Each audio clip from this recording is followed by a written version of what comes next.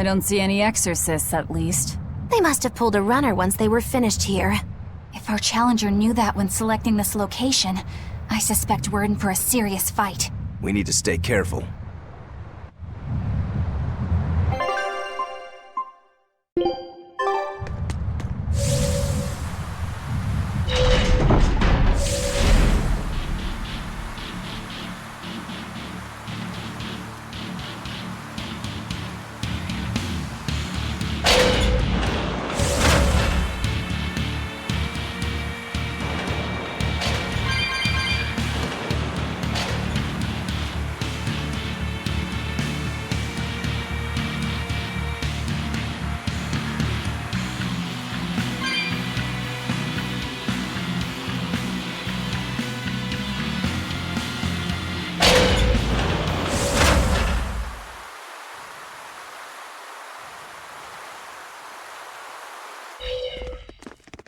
There doesn't seem to be anybody here. Wait, what's up with that box? The time has come for judgment and retribution! What the... Did a Nordal just come out of that box? Who are you? Very well. You ought to know the name of he who consigned you to the flames of hell. Wait. You're that Norman, right? Phoenix or whatever? Ha! No wonder those letters were so full of empty threats and blustery nonsense. Bien! This is bad. The self-styled strongest Norman of all Norman is the mastermind behind all of this! Self-styled? I am the man among men, the strongest Norman of all Norman. I am Phoenix. Yeah, we've covered that already. So you're the one who wrote all those letters. What's your bone with me? I merely seek to right wrongs. I recently came into possession of a letter from a sister pouring her heart out to her brother. I traced the letter back to its sender, and one day paid her a surreptitious visit. There, I found a sweet, innocent girl. Surrounding her were presents from her brother, and mountains of letters she couldn't bring herself to send. Letters she couldn't send? Heartfelt letters for her older brother. When I read them, my manly tears fell over the same salty stains left by hers. What the hell is wrong with you? Who reads someone else's letter and then decides to break into their room? I acknowledge that I am partly in the wrong. But for all that is righteous, I cannot condone you. I do this for your sister, clasping her hands in well-worn gloves as she sends prayers for her brother's safety across the wide blue sea. Enough of this nonsense. What is it that you want? That is a question you should be asking of yourself. What do you mean? Just what is it that you're communicating with the superficial scrawlings and shoddy baubles you send her? He's trying to atone... Don't be absurd! Which is the real you? The considerate brother who worries for his sister? Or the man who consorts with low-life scum and pirates? Why can you not at least be honest with her, pirate? She is your sister. Why can you not tell her of the life you've chosen to lead? Do you think her too weak-willed to forgive your decision? Is that what your beloved sister is to you? I don't have to take this from you! Fine then. Show me your power. You asked for it! Then it's settled. If I win, you will go visit your sister immediately. But if I lose, I will obey your every command.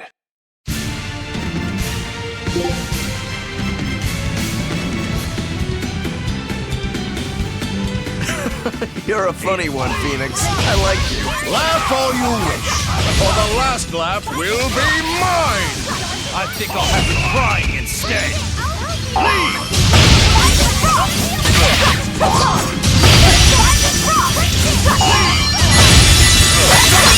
Now, rise! Arise! Ascending! Angels! Beat it!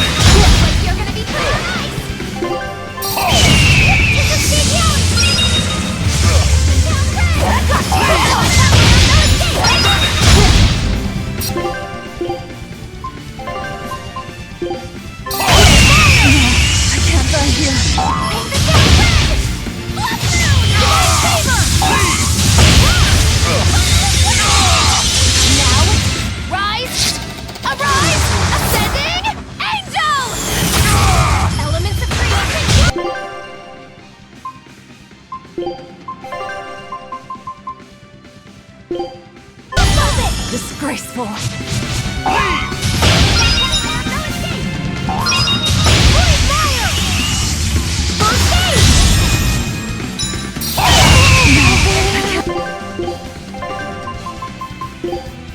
I'm here. I don't believe this. Disgraceful.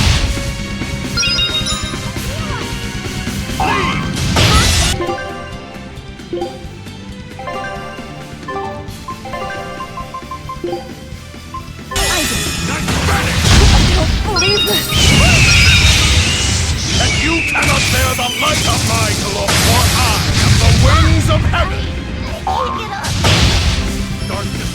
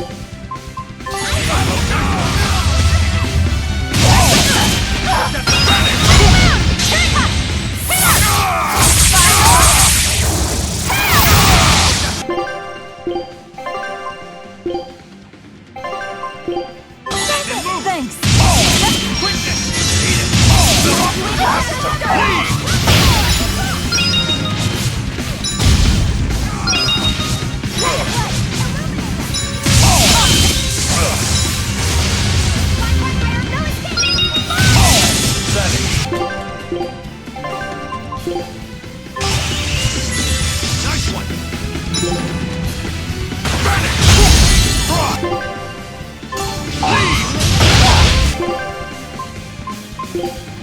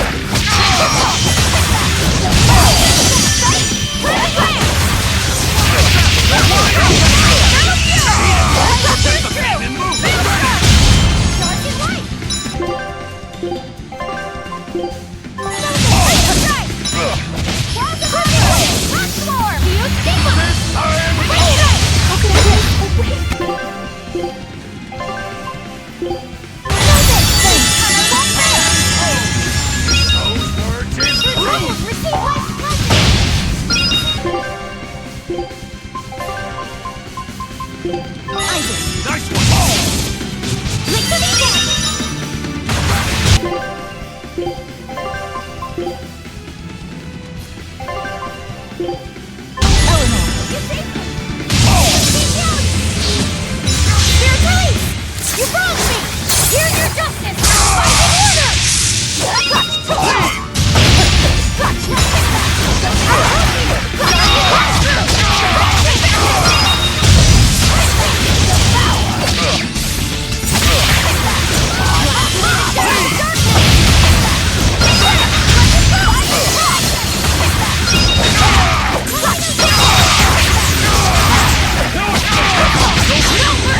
You thought I'd catch you? Annihilating?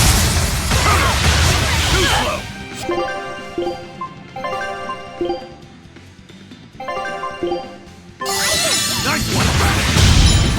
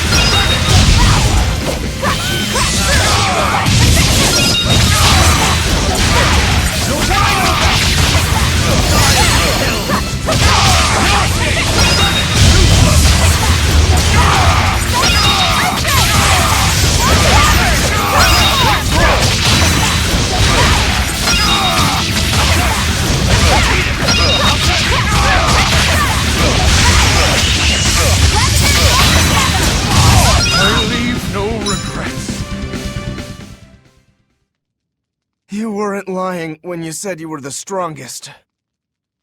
No kidding. Strong or not, you picked a fight with the Reaper. Time to pay the price. Wait, Aizen, what are you?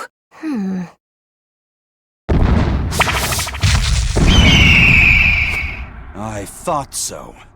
That's why you're called the Phoenix, isn't it?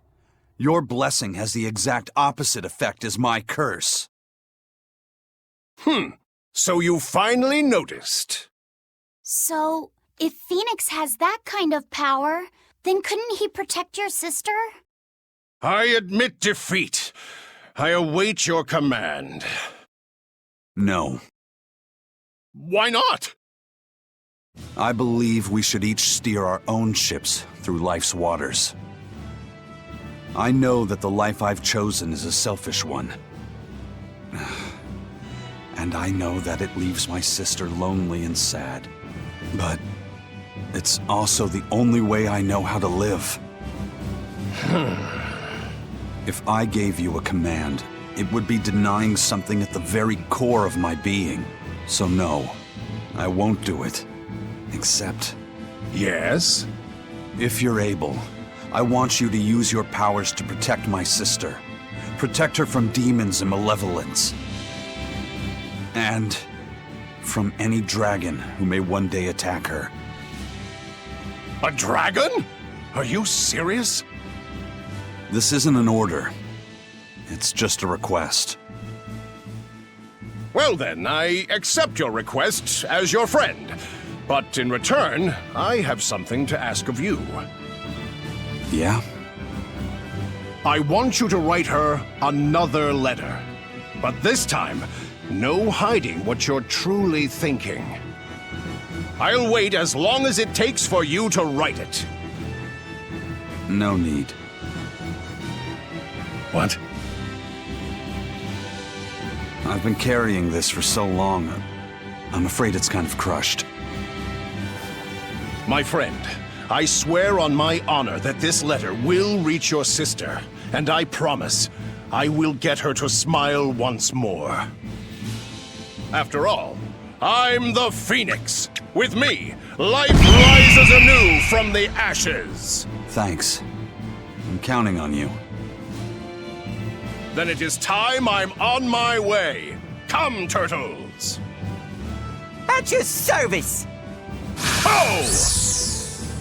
I'll deliver this package myself, even if it cost me my life! Farewell, friend! That Phoenix, what a guy. He doesn't back down even when he's lost. I guess. But I liked what he had to say. See? I knew something good would come from this. Yeah. I guess I learned something today. Never give up before you try.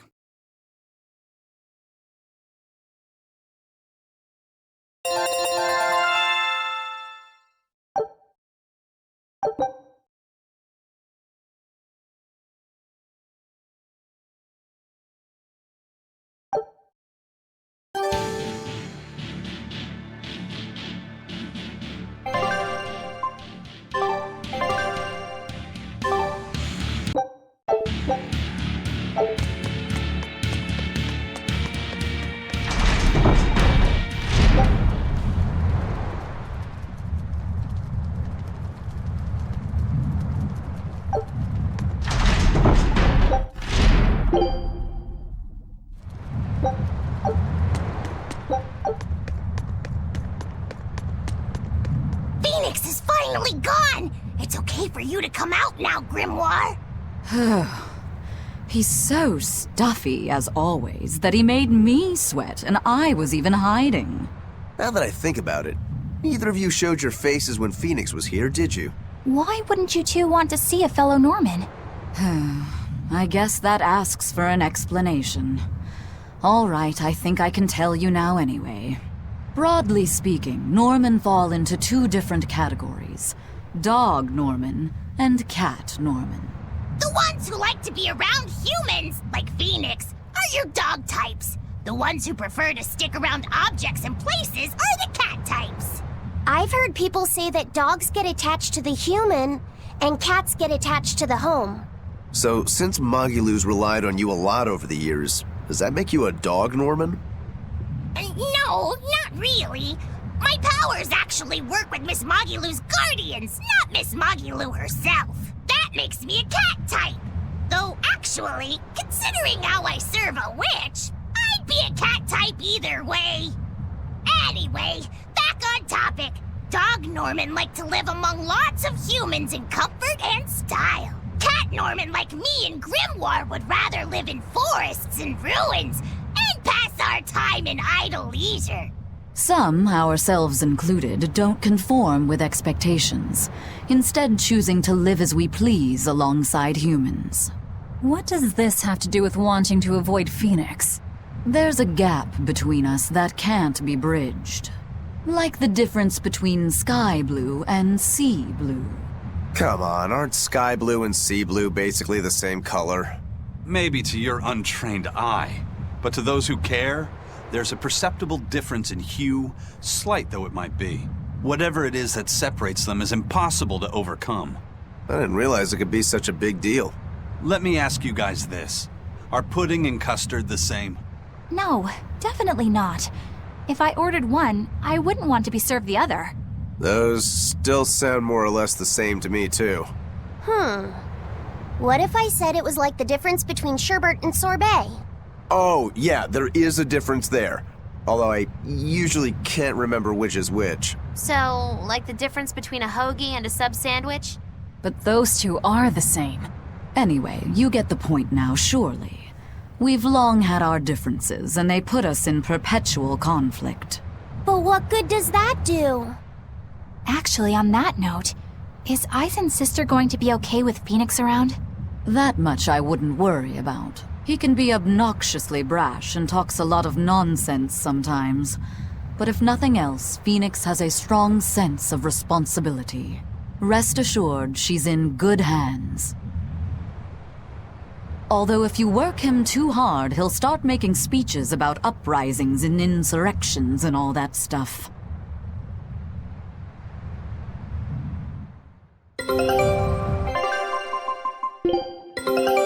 I knew this would be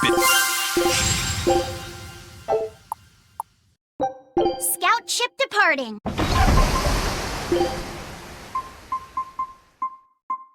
There are lilies blooming inside.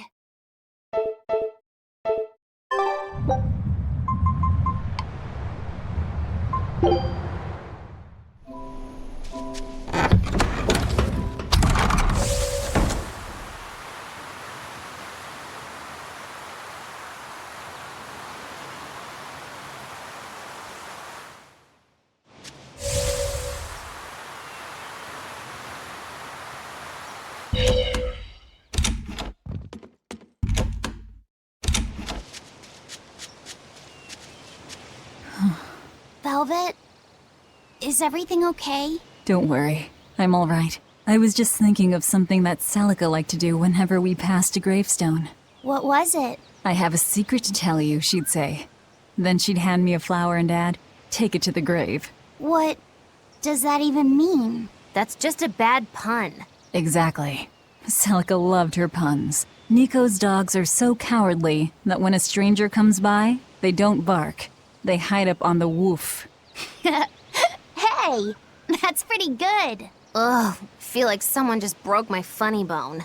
I always told her to stop with all the bad jokes. I thought they were so lame. But now that she's gone, I miss them. Every day with Celica was bright, filled with joy. I realize that now. She'd be happy to hear that. You know, it sounds like Celica and Magilu had a lot in common. If you're trying to say I'm an unrepunnitant punster, I'd have to object. But if you're trying to say that I'm witty, charming, and the party mood maker, I'll take it. Hey, Velvet, you can think of me as your new sister. I won't stop you. I'll even let you call me Big Sis. I'm this close to suing you for defamation of character. I knew I'd see you in court one day. Judge, objection! This is a witch hunt! You're incorrigible. Anyway, we don't have time to get all misty-eyed. Let's go.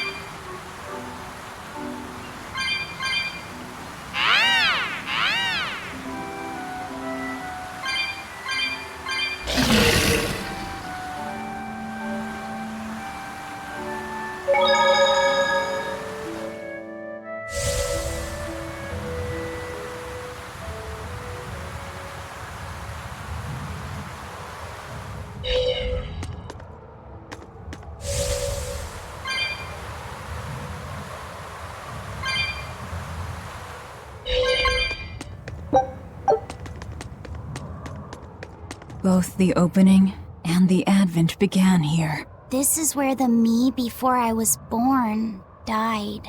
And it's where Lord Artorius sacrificed Velvet's brother. The former leader of the Exorcists and Melchior searched high and low for the resting place of Inominat, the nameless Empyrean. No wonder they never found it. Who'd have thought he'd be sealed away out here in the middle of nowhere? And these patterns. They're similar to those I've seen in foreign temples, built during the era of darkness. That's some good camouflage. I doubt Artorias realized the true purpose of this shrine until he witnessed Inominat's power firsthand. Maybe. Hey, can we seal Inominat back in here? No, we can't.